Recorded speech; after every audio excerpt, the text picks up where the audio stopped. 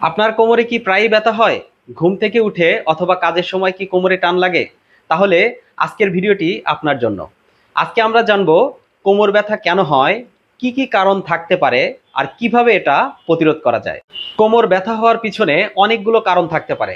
এর মধ্যে সবচেয়ে সাধারণ কয়েকটি কারণ হলো ভুল অঙ্গবিন্যাস, দীর্ঘ সময় ধরে বসে থাকা বা ভুলভাবে বসা, হঠাৎ ভারী জিনিস ওঠানো, হঠাৎ করে ভারী কিছু তোলা অথবা ভুলভাবে তোলা, পেশির টান বা ব্যথা, অতিরিক্ত কাজ বা একটানা চাপে পেশিতে টান ধরা, বয়সজনিত পরিবর্তন অথবা arthritis, slip disc or herniated disc যা নার্ভে চাপ ফেলতে পারে।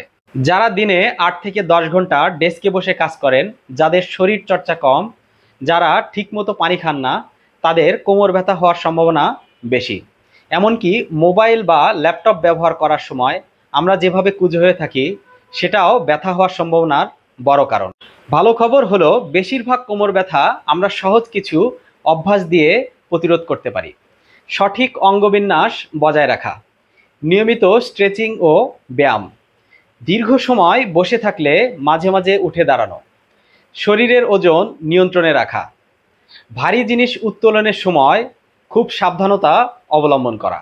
ভিডিওটি ভালো লাগলে লাইক দিন, কমেন্ট করুন এবং বন্ধুদের মাঝে শেয়ার করুন।